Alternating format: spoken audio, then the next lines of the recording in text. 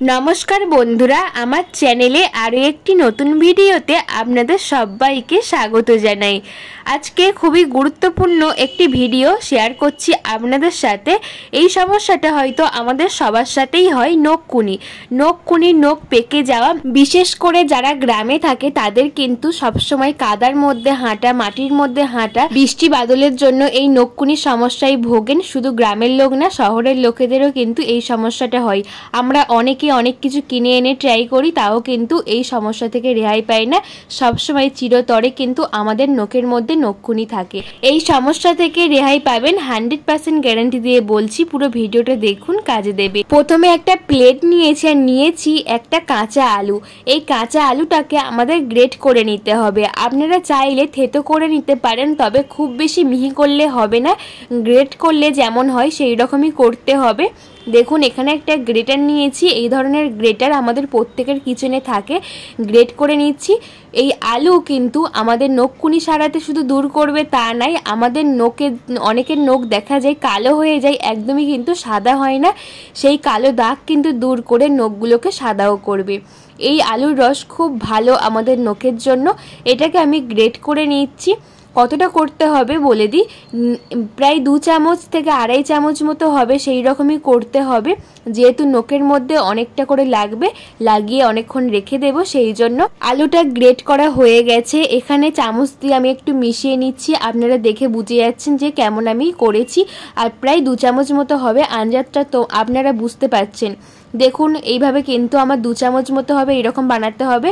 এর মধ্যে দিয়ে দেব 3 কোয়া রসুন। আপনাদের কাছে যদি বড় রসুন হয় তাহলে 1 কোয়া ব্যবহার করবেন। আমার মিডিয়াম সাইজ রসুন, তাই কিন্তু আমি 3 কোয়া ব্যবহার করছি। এখানে একইভাবে কিন্তু গ্রেট করে এর মধ্যে দিয়ে দেব।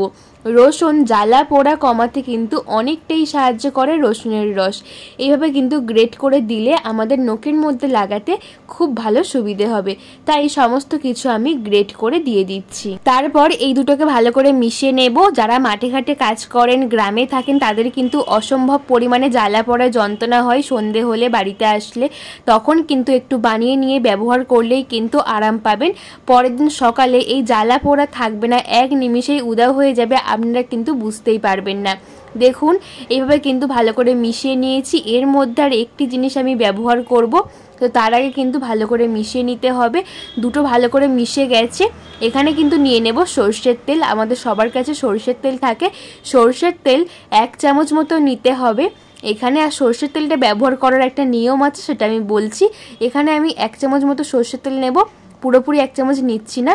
এটাকে উষ্ণ গরম করে তারপরেই কিন্তু আমি এর মধ্যে দিয়ে দিয়েছি। এটা আপনারা কিন্তু একটা মোমবাতি জ্বালিয়েও গরম করতে পারেন। গরম করলেই কিন্তু ভালো কাজ দেবে। দেখুন, আমি এখানে কিন্তু গরম করে আনছি। আরও একটু তেল দেখবে টকবক করে, দেখুন ফুটছে, টকবক করে ফুটছে। এই অবস্থায় কিন্তু এর মধ্যে দিয়ে দেব। দিয়ে ভালো করে মিশিয়ে নেব। উষ্ণ গরম করবেন। আরও চাইলে কিন্তু টকবক করে এইরকম ফুটলে তখনও এনে ভালো করে মিশিয়ে নেবেন। যত ভালোভাবে এটা বানাবেন ততই কিন্তু ভালো কাজে দেবে, ততই উপকার পাবেন। দেখুন, ভালো করে মিশিয়ে নিচ্ছি। যত পুরনো নখকুনি হোক না কেন, বহু বছরের পুরনো নখকুনি হলেও কিন্তু অনেক কিছু ব্যবহার করেছেন, কোনো কাজ হয়নি, এইভাবে একবার ব্যবহার করবেন। আমি ব্যবহার করার নিয়মটাও বলে দেব। দেখবেন এক নিমিষেই কিন্তু উধাও হয়ে যাবে নখকুনির ব্যথা। এই নখকুনি কিন্তু অসম্ভব পরিমাণে জ্বালা পোড়া হয়, নখের গোড়া কিন্তু টনটন করে। সন্ধে হলেই কিন্তু বিশেষ করে এই সমস্যাটা দেখা দেয়। তো এটা আমাদের মেশানো হয়ে গেছে। এটাকে আমি সাইডে সরিয়ে রাখছি। আরও একটা পদ্ধতি দেখাই। এখানে নিয়েছি গরম জল, উষ্ণ গরম জল, আমাদের হাত সহ্য করতে পারবে সেই রকম গরম জল নিয়েছি। আর একটা চামচের মধ্যে নিয়ে নেব 1 চিমটি নুন, 1 চিমটি হলুদ মিশিয়ে এই জলের মধ্যে দিয়ে ভালো করে মিশিয়ে নেব। এই সময় আপনারা একটু ভালো করে দেখবেন। দেখুন, আমি নুনটা আর হলুদটা ভালো করে মিশিয়ে উষ্ণ গরম জলে ভালো করে আমি মিশিয়ে নিয়েছি। আঙুল সহ্য করতে পারবে সেই অনুযায়ী কিন্তু উষ্ণ গরম জল নিতে হবে। এরপর আমাদের যেই আঙুলটাই নখকুনি হয়েছে, সেই আঙুলটাকে এই জলের মধ্যে কিন্তু ভালো করে ধুয়ে পরিষ্কার করে নিতে হবে। এই জলের মধ্যে আমরা যখনই এইভাবে জল দিয়ে ধুয়ে পরিষ্কার করে নেব। আমাদের যে কটা আঙুলে নখকুনি হয়েছে, পায়ের আঙুল, হাতের আঙুল, সেই আঙুলগুলোকে এই জলের মধ্যে কিন্তু দিয়ে বারবার ধুয়ে পরিষ্কার করে নিতে হবে। শুকনো সুতির কাপড় না হলে টিস্যু দিয়ে মুছে নিতে হবে, যাতে একটুও না জল না লেগে থাকে আর একটুও না ময়লা না থাকে। সেই জন্য প্রথমে 2 থেকে 3 বার ধুয়ে নেব। পরিষ্কার শুকনো সুতির কাপড় দিয়ে মুছবো, নাহলে টিস্যু দিয়ে ভালো করে মুছে নেব যাতে একটুও না জল না থাকে। এরপরে এই যে মিশ্রণটা প্রথম বানিয়েছি এটাকে নিয়েছি, এই যে আমাদের যে নখটার মধ্যে নখকুনি হয়েছে তার মধ্যে কিন্তু এই রকমভাবে মোটা করে আমরা দিয়ে রাখবো। এটা আপনারা দিনের বেলা না ব্যবহার করে রাতের বেলা ব্যবহার করবেন, খুব ভালো কাজ দেবে। এটা হাতে কিন্তু অনেকক্ষণ রাখতে হবে, রেখে কিন্তু প্রায় আধ ঘন্টা রাখবেন এইভাবে। তারপর এটাকে সরিয়ে নিয়ে আর কিন্তু হাত ধোয়া যাবে না, যেহেতু প্রথমে পরিষ্কার করে আঙুলগুলো ধুয়ে নিয়েছেন যেগুলোর মধ্যে নখকুনি হয়েছে, আর আঙুল ধোয়া যাবে না। 3 থেকে 5 ঘন্টা রেখে দেবেন, তাহলেই খুব ভালো কাজ দেবে। তাই বলছি রাতে ঘুমানোর আগে এইভাবে বানিয়ে হাতের মধ্যে দেবেন, তারপরে আধ ঘন্টা রেখে তারপরে এটা একটু শুকিয়ে শুকিয়ে গেলে তখন এটাকে তুলে দিয়ে তারপরে হাত ধোবেন না, এই যে রস লেগে থাকবে তেল রস, তখনই কিন্তু ঘুমিয়ে পড়বেন। 5-6 ঘন্টা থাকলে পরের দিন সকালে উঠে দেখবেন এই নখকুনির ব্যথা কিন্তু একদম ভিনিস হয়ে গেছে। বিশ্বাস না হলে অবশ্যই ট্রাই করবেন, আশা করছি এই ভিডিও আপনাদের কাজে আসবে।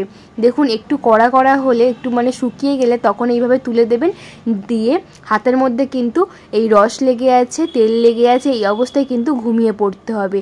আর যদি দিনের বেলা করেন তাহলে কিন্তু এই হাতের কোনো কাজ করবেন না, লাগিয়ে এরকম 2 থেকে 3 ঘন্টা রেখে দেবেন, তাহলে দেখবে রসটা কিন্তু অনেকক্ষণ নখের মধ্যে থাকলে খুব তাড়াতাড়ি কাজ দেবে। আমি বলবো আপনারা এটা রাতের বেলা ব্যবহার করবেন, ঘুমানোর আগে আধ ঘন্টা থেকে 1 ঘন্টায় রেখে তারপরে এটাকে তুলে আর কিন্তু হাত ধোবেন না, ঘুমিয়ে পড়বেন। এই অবস্থায় হাতের মধ্যে এই রস থাকলে কিন্তু সারা রাতে অনেক কাজে দেবে, আর দেখবেন এক রাতেই কিন্তু সমস্ত নখকুনির ব্যথা থেকে দূর হয়ে যাবে, ফোলা ভাব, নখকুনির ব্যথা সমস্ত কিছু ভিনিস হয়ে যাবে।